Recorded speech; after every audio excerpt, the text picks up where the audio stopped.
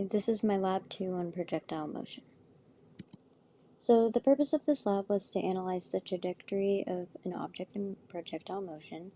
In this lab we used comparing it with just the force of gravity as compared to the force of gravity and drag on an object. The main result we saw from this lab was the accuracy in portraying projectile motion when using both gravitational and drag forces as opposed to just the force of gravity. So some of the principles and equations I used was Newton's second law to explain the momentum principle. And using the velocity and update and position update formula, so that way when we're using tracker, we could use the information from there to go on GlowScript and update the velocity based on the observed position and velocity data. And then we also added on drag force and gravitational force, so we could see how much of a net force was acting on, for instance, in this situation, the piece of paper that was being thrown for projectile motion. So the procedure, I first recorded the projectile motion of a paper ball being thrown, then I tracked the position, velocity data in tracker.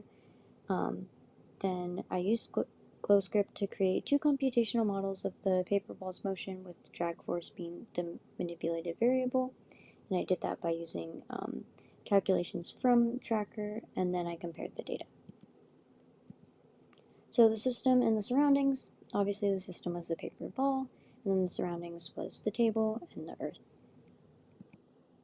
So in tracker, I was able to track the motion of the paper ball, and I was able to track its position, so that way I could calculate things like the initial velocity, initial position, and whatnot.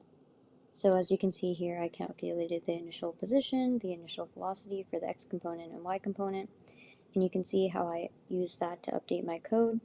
I was able to update for the time, the total time, and it helped me start out the coordinates and the initial conditions for the initial velocity and initial position, so that way I could easily calculate the things that I needed to update the position for the GlowScript output.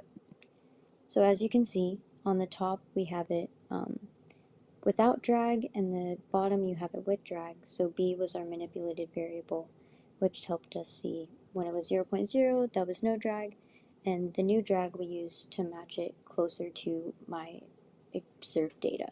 So as you can see here, without drag there is a little bit less of a curve, but then with drag there's more of a curve that I saw with tracker with that projectile motion in there. So comparing similarities and differences, as you can see, they each have a curve in the x and y position being graphed, but you can tell that the observed and the predicted with drag experiment are a lot closer in output than the one with no drag. So we could see that it was more accurate. So some possible errors obviously are human errors. I could have made a mistake while tracking or while comparing the data. And obviously drag accuracy, since it's not an official constant, it was mostly just a trial and error thing. There can always be mistakes there, and getting the mass of a piece of paper can also just be room for mistakes. So for the what if questions, did any of the models predict terminal velocity? Obviously the one with drag was more of a better